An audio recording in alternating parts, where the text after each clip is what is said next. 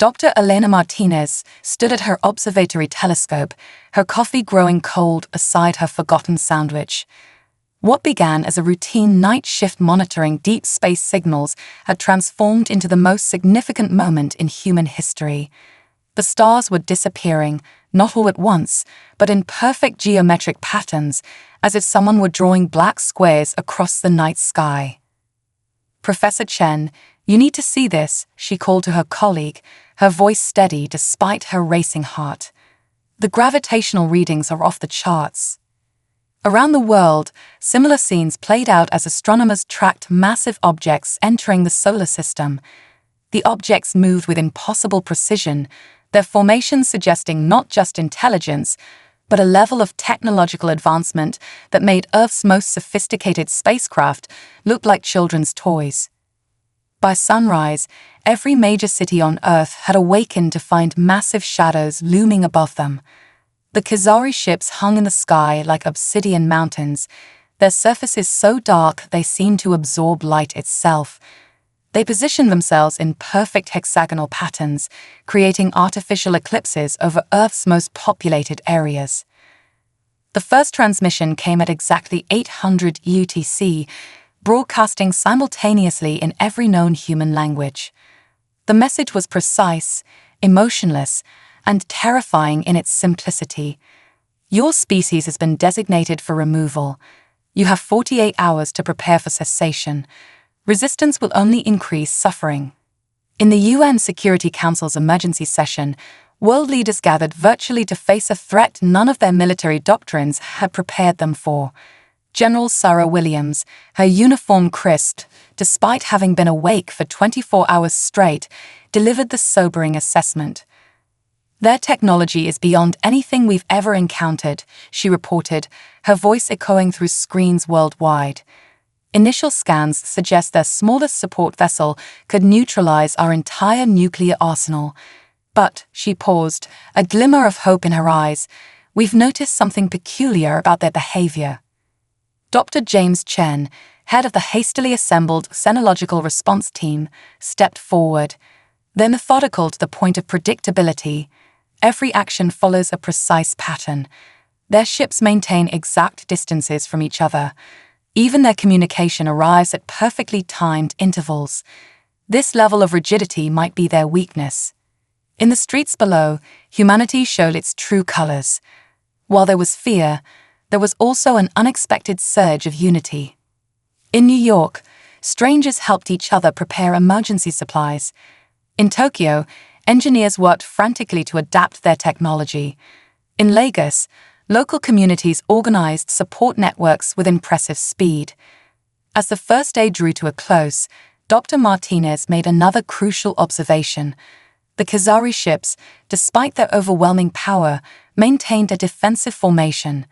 They expected humanity to follow a standard response pattern, likely drawn from experience with other civilizations they had removed. "They're waiting for us to either surrender or attack conventionally," she realized, sharing her insight with military command. "But humanity has never been good at following anyone else's rules." As the sun set on that first historic day, plans were already forming. The Khazari had brought overwhelming force to eliminate what they saw as a primitive species. They were about to learn that humanity's greatest strength wasn't in its technology, but in its unpredictable spirit and unwavering determination to survive. Operation Starlight began not with a bang, but with a whisper. In underground bunkers and hastily converted office buildings, teams of scientists, military strategists, and even stage magicians worked together on humanity's most ambitious deception campaign. Major Lisa Chen, head of digital warfare, stood before a wall of screens displaying a dizzying array of fake military installations. "Make them beautiful," she told her team of video game designers and special effects artists. "But keep them just imperfect enough to look real. The Khazari need to spot the flaws themselves to believe them." Across the globe, the performance began. Construction crews erected elaborate dummy weapons systems that looked impressive from orbit. Television stations broadcast obvious propaganda about superweapons. but buried within their transmissions were fragments of seemingly classified data about non-existent military capabilities. Dr. Marcus Rodriguez, leading the Psychological Warfare Division, orchestrated what he called the Symphony of Chaos. Amateur radio operators transmitted random number sequences.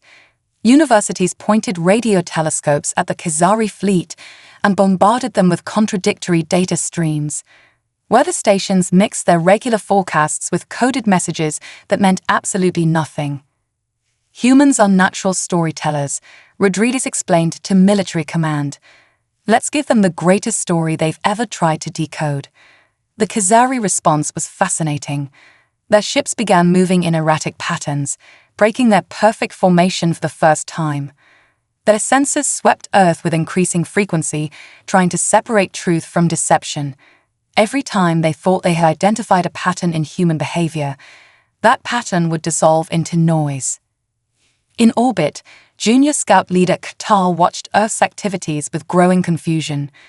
The humans are simultaneously preparing shelters in their mountains and hosting outdoor music festivals, he reported to his superiors. They're either insane or operating on a level of strategic thinking we've never encountered. The deception reached its peak when Operation Starlight unveiled its masterpiece. Using a combination of holographic technology and carefully timed electromagnetic pulses, Earth's military created the illusion of a massive defense system emerging from the moon. The Khazari fleet immediately shifted position to analyze its new threat, breaking their carefully maintained strategic formation. Sarah Williams, now coordinating global military response, allowed herself a small smile. They're so focused on finding patterns that they can't handle genuine randomness. Every minute they spend analyzing our decoys is another minute we have to prepare. The true genius of Operation Starlight wasn't in any single deception, but in its layers of truth and fiction. When the Khazari intercepted genuine military communications, they dismissed them as too obvious to be real. When they detected actual weapon installations, they categorized them as elaborate decoys. As the 48-hour deadline approached, the Khazari command faced an unprecedented situation. Their initial scans had shown a primitive civilization easy to overwhelm. Now they faced a species that seemed to be simultaneously primitive and advanced, organized and chaotic, predictable and completely random. In the command center, Dr. Martinez watched the alien ships' increasingly erratic movements. They're starting to realize that their biggest mistake wasn't underestimating our technology, she observed. It was underestimating our imagination. Dr. Sarah Chen hadn't slept in 36 hours, but her mind was sharper than ever as she stared at the wall of data before her. Surveillance footage of Khazari ship movements played alongside behavioral analysis charts. Something about their actions nagged at her consciousness, like a half-remembered melody. "Play it again," she instructed her team, watching as the alien ships performed that intricate orbital dance. "Slow it down to quarter speed." In the adjacent room, captured Khazari communication signals filled dozens of screens with flowing symbols. Linguistics experts had made little progress decoding the actual language, but Chen wasn't interested in the words themselves. She was watching the timing, the rhythm, the precise intervals between each transmission. "It's not just military precision," she whispered, her eyes widening. "It's ritualistic behavior. Every movement, every communication follows the exact same patterns. They're not just methodical, they're incapable of operating any other way." Her revelation spread quickly through command channels. Military strategists who had been preparing for conventional warfare suddenly saw the conflict in a new light. The Khazari weren't just an advanced alien species. They were a civilization that had evolved to operate like a perfectly synchronized orchestra. Admiral James Torres, reviewing Chen's findings, saw the tactical implications immediately. "They're not adapting to our chaotic responses because they can't," he explained to world leaders. "Their entire society is built on predictability. Every previous civilization they've encountered must have followed similar patterns of behavior." The evidence was in their ship formations, their communication protocols, even their ultimatum. Everything followed precise mathematical sequences. When humanity's random actions disrupted these patterns, the Khazari didn't adapt. They froze, trying to force the situation back into familiar templates. In orbit, the Khazari High Command faced an unprecedented crisis. Supreme Commander Vitrix watched in growing concern as humans broke every established rule of pre-extinction behavior. Some populations fled their cities, while others held massive gatherings. Military units seemed to move without strategic purpose, yet somehow maintained effective defense positions. Their actions defy all known combat logistics, Vitrix reported to the Khazari High Council. They appear to be simultaneously surrendering and preparing for war. Our predictive matrices are failing. Back on Earth, Dr. Chen worked with military commanders to develop a new strategy. We need to amplify the chaos, she advised. Not just random actions, but deliberately contradictory ones. Their rigid minds literally cannot process paradoxes. The plan took shape quickly. Military units began executing maneuvers that looked like retreats but ended in advances. Civilian populations organized evacuation drills that transformed into street festivals. Each action was designed to create maximum cognitive dissonance in the Khazari observation systems. As the third day of the invasion dawned, humanity had found its edge. They weren't fighting with superior technology or overwhelming force. They were fighting with unpredictability itself, wielding chaos like a weapon against an enemy that had never imagined such a thing was possible. We've spent our entire history dealing with uncertainty, Chen observed, watching the Khazari ship's increasingly erratic movements.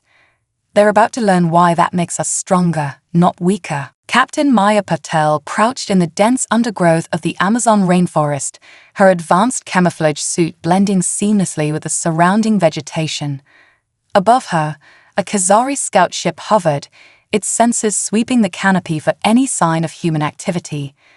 The ship's powerful scanners, designed to detect energy signatures and artificial materials, struggled to differentiate between the complex layers of organic life. "Hold position," she whispered into her communication device, knowing her team was spread throughout the surrounding area. The local indigenous guides had taught them how to move through the forest without disturbing its natural rhythms. The Khazari might have mastered interstellar travel, but they couldn't comprehend the organic chaos of Earth's ecosystems. Meanwhile, in the Sahara Desert, Lieutenant Omar Hassan's unit emerged from a sandstorm like spirits materializing from thin air. Their specially modified vehicles, coated with heat-dispersing materials and powered by hybrid solar-electric engines, left no consistent energy signature for the aliens to track. "They expect us to rely on traditional military installations," Hassan reported back to command. "Instead, we're using the planet itself as our base of operations." The Khazari ground forces, dropping from their ships in perfect geometric formations, found themselves fighting an enemy they couldn't see or predict. Their combat computers, programmed to identify clear military targets and engagement patterns, were overwhelmed by the seemingly random movement of Earth's defenders. In the Siberian tundra, Russian special forces used the extreme cold to their advantage. The Khazari environmental suits, designed for efficiency, couldn't handle the rapid temperature fluctuations of Earth's harshest climates. Every time they adjusted their systems to deal with one extreme, the humans would lead them into another. Dr. Chen, monitoring the global resistance from the underground command center, noticed a pattern emerging in the Khazari's confusion. "They're trying to map our movements like they would a mathematical equation," she observed. "But nature doesn't work in equations, it works in chaos theory." The breakthrough came when a team in the Rocky Mountains discovered that the Khazari sensors could be fooled by mimicking natural phenomena. They began using controlled avalanches as cover for troop movements and wildlife migration patterns to mask supply lines. Earth itself is fighting back, Major David Wilson reported after his unit successfully ambushed a Khazari patrol in the Australian outback. "Every gust of wind, every storm, every animal movement masks our operations. They came expecting to find targets on a firing range, but they've walked into a living labyrinth." The aliens' frustration became evident in their increasingly desperate tactics. They began leveling sections of forest, only to find that the destruction created more cover in the form of dense undergrowth and scattered debris. They tried to drain swamps, but the altered water patterns created new channels for human forces to exploit. In her rainforest position, Captain Patel watched as another Khazari patrol passed below, oblivious to her presence.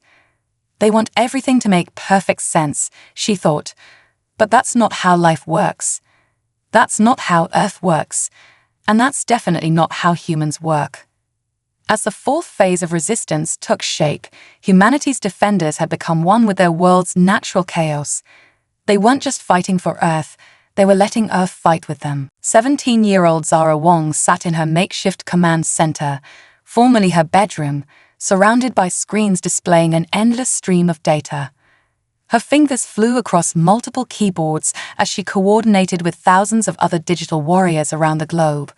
The Resistance had discovered that the Khazari's advanced AI systems had one critical weakness: they couldn't process human creativity. Time for another cat wave, she announced to her global network. Within seconds, millions of social media accounts began flooding all frequencies with pictures of cats wearing makeshift space helmets. Hidden within each image's metadata were encrypted coordinates for Resistance movements, but the Khazari computers spent precious processing power trying to understand why humans would share such meaningless content during a planetary invasion. In Silicon Valley, Marcus Chen, a former game developer turned digital defense specialist, led a team creating virtual reality decoys. Their systems are designed to track real-world military movements, he explained to his team. So let's give them 1 million false targets to chase. The Khazari Command Center orbiting Earth faced an unprecedented crisis. That artificial intelligence, capable of processing millions of military scenarios per second, was overwhelmed by the sheer volume of contradictory data. Every time their systems identified a potential human military pattern, it would dissolve into a cloud of animated memes and viral videos.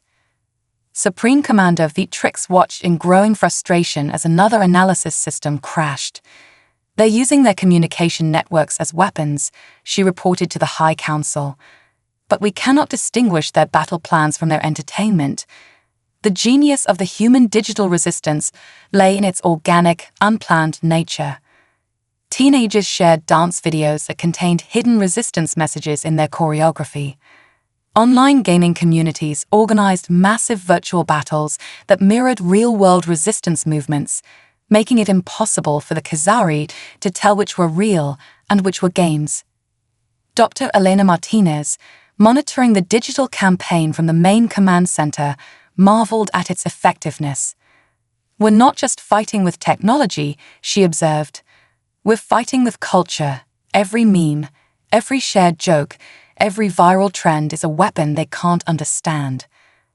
The turning point came when the Resistance discovered that the Khazari's quantum computers could be temporarily paralyzed by processing paradoxes. Internet communities began sharing sophisticated philosophical puzzles disguised as simple social media posts. Each time the alien eye attempted to analyze these paradoxes, it triggered a cascade of logic errors.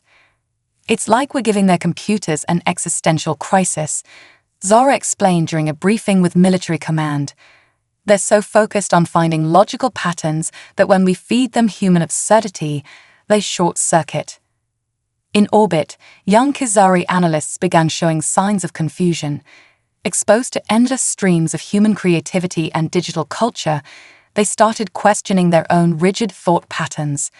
Some even began secretly collecting and sharing human memes, fascinated by concepts their society had never imagined.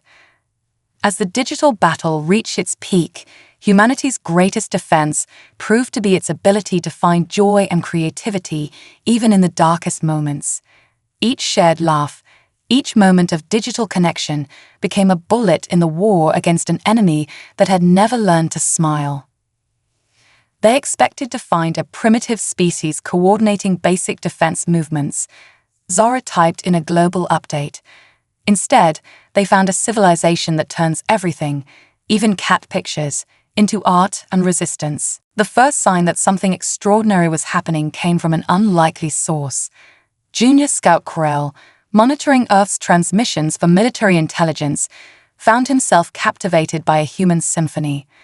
The complex interplay of instruments, the rise and fall of emotions, the unexpected moments of silence, it was unlike anything in Khazari culture. In the underground resistance base, Dr. Sarah Chen watched surveillance footage of Khazari troops with growing fascination. "Look at their movements," she pointed out to her team. "They're starting to move differently. Less rigid, more flowing." The observations sparked an idea. Within hours, Earth's remaining radio stations began broadcasting a carefully curated mix of music from every human culture. Classical symphonies painted pictures of epic stories without words. Jazz improvisation demonstrated the beauty of breaking patterns. Traditional drums from cultures worldwide showed how rhythm could unite people across distances. Commander Aria Rodriguez, leading the Cultural Warfare Division, expanded the initiative. "Music is just the beginning," she explained to global leadership. "We need to show them everything. Our art, our dance, our stories, not as weapons, but as bridges." Young Khazari warriors, raised in a society of perfect order, found themselves drawn to human creativity like moths to flame. During their rest periods, they secretly watched transmitted human dance performances, fascinated by the way dancers could express emotion through movement. Some began experimenting with their own movements, breaking free from their species' traditional rigid postures. On a Khazari support vessel, Security Officer Tulin discovered a group of junior officers attempting to recreate human musical instruments using shipboard materials. Instead of reporting them, she found herself listening, entranced by their imperfect but passionate attempts to create melody. "The humans do not simply make art," Tulin recorded in her private log. "They transform everything into art. Their warfare is art. Their resistance is art. Even their silence is art. How can we eliminate a species that turns the universe itself into a canvas?" The breakthrough came during a routine patrol over Paris. A young human girl, hiding in the ruins of an art museum, began playing a salvaged violin. The Khazari ground unit, programmed to eliminate all human resistance, stopped in their tracks. The sound echoed through their communication channels, and for the first time in their species' history, a Khazari military unit disobeyed a direct order. Back in the resistance headquarters, Dr. Chen and her team monitored the growing wave of cultural transmission. They watched as more Khazari ships began requesting copies of Earth's art and music for tactical analysis. Intelligence reports showed alien crews gathering in secret to share human stories and songs. "We're not just sharing our culture," Chen realized. "We're showing them what they've been missing. The beauty of imperfection, the joy of creativity, the freedom to imagine new possibilities." As the 6th week of invasion drew to a close, humanity's greatest weapons proved to be not its guns or strategies, but its symphonies and stories. The Khazari had come to erase a civilization. Instead, they found themselves being transformed by it. "Perhaps," wrote Telan in what would become a famous declaration, "the true measure of a species' advancement is not in their ability to create perfect order, but in their courage to embrace beautiful chaos." In a converted airplane hangar outside Tokyo, Dr. Yuki Tanaka stared at the holographic display of a captured Khazari shield generator. Besides her stood Marcus Way, a professional video game designer whose understanding of particle physics came entirely from designing virtual reality games. "See how the energy flows." Marcus pointed to the swirling patterns. "It's just like the shield mechanics we designed for Stellar Conquest. They're using a predictable wave pattern, but what if we treated it more like a dynamic weather system?" This unlikely collaboration was just one of thousands happening worldwide. Traditional scientific boundaries had crumbled in the face of necessity, leading to breakthroughs that would have been impossible in conventional research settings. In Mumbai, a team led by Chef Preya Patel revolutionized the understanding of Khazari hull technology after she noticed similarities between their thermal distribution and the way heat moved through different cooking vessels. Her knowledge of heat dynamics in professional kitchens led to the development of a new type of targeted energy weapon. The Khazari build everything in logical steps, Dr. Elena Martinez explained during a global briefing. But humans, we take creative leaps. We connect ideas that shouldn't connect, and somehow they work. The breakthrough in understanding Khazari technology came from an unexpected source. 13-year-old Sophia Chen, daughter of Dr. Sarah Chen, was watching her mother's research team struggle with alien encryption codes when she recognized patterns similar to the music theory she was studying. "Mom, they're not using mathematics as we know it," Sophia explained, pulling up sheet music on her tablet. "They're using something more like a musical scale, but with numbers. Each sequence is like a chord progression." This insight led to a cascade of discoveries. Teams worldwide began decoding Khazari technology using principles from music, art, and nature rather than traditional engineering approaches. What the aliens had developed through millennia of careful advancement, humanity was reinventing in weeks through creative intuition. In a secure facility beneath the Swiss Alps, Dr. James Morrison watched as his team tested a hybrid defense system that combined Khazari quantum technology with human neural network architecture. The aliens had built their systems to be perfect and predictable, but the human modifications made them adaptable and resilient. "We're not just copying their technology," Morrison reported to command. "We're improving it by making it more like us, imperfect but adaptable, complex but creative." The most significant advance came when a group of environmental scientists and indigenous knowledge keepers combined their understanding of Earth's natural systems with Khazari energy technology.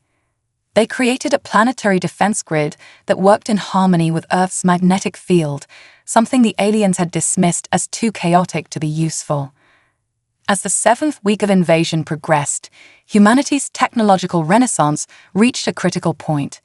They weren't matching the Khazari's level of advancement. They were transforming it into something new, something that combined alien precision with human creativity. "In trying to eliminate us, they gave us the tools to evolve," Dr. Tanaka observed, watching her hybrid shield technology spring to life. "But not in the way they expected. We're not becoming more like them. We're teaching them how to become more like us." Supreme Commander Vitrix stood motionless on the bridge of her flagship, watching Earth's swirling clouds below.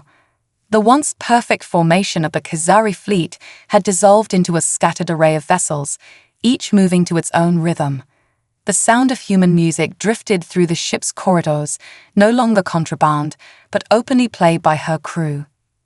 "High Council," she began her final transmission, her voice carrying a newfound warmth that would have been unthinkable weeks ago.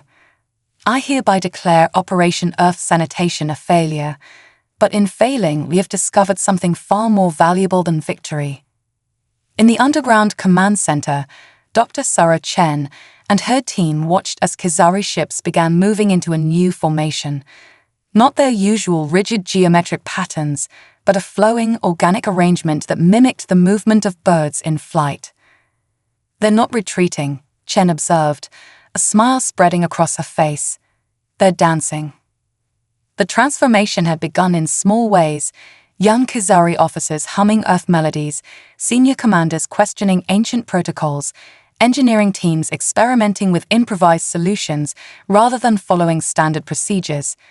Now it had become a cultural revolution that swept through the entire fleet.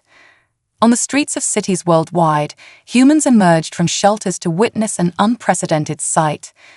Khazari ships descended not with weapons armed, but with their energy fields pulsing in harmony with Earth's magnetic field, creating auroras that painted the sky in breathtaking colors. Captain Maya Patel, emerging from her rainforest hideout, watched as a Khazari ground unit approached her position. Instead of the mechanical precision of their early encounters, they moved with a new grace, their formations adapting to the natural flow of the landscape. "We come to learn," the Khazari unit leader announced, setting aside their weapons. "Your chaos has awakened something in us that has slept for millennia." In orbit, the final act of the invasion turned into a celebration of transformation. Khazari ships performed intricate maneuvers choreographed to human symphonies, their energy fields creating spectacular light shows in the upper atmosphere. Earth's remaining defense forces joined in, turning potential combat into a dance of reconciliation. Dr. Elena Martinez, watching from her observatory, noted the profound implications. They came to eliminate what they saw as a primitive species, she wrote in her journal. Instead, they found teachers who showed them a new way of seeing the universe. The formal end of hostilities was marked not by a traditional surrender or peace treaty, but by unprecedented cultural exchange. Young Khazari officers requested permission to study Earth's arts and sciences, while human scientists were invited aboard alien vessels to share their innovative approaches to technology. Supreme Commander Vitrix's final order to her fleet became legendary. Our mission was to prevent a potential threat to galactic stability. We have succeeded, not by destroying humanity, but by allowing them to change us. In embracing their beautiful chaos, we have found a better version of ourselves. As Earth's sun set on the final day of the invasion, humans and Khazari gathered together in cities across the planet. They shared music, stories, and dreams of a future that neither species could have imagined alone. The invasion had ended not in conquest or defeat, but in the birth of something entirely new, a harmony born from the perfect balance of order and chaos.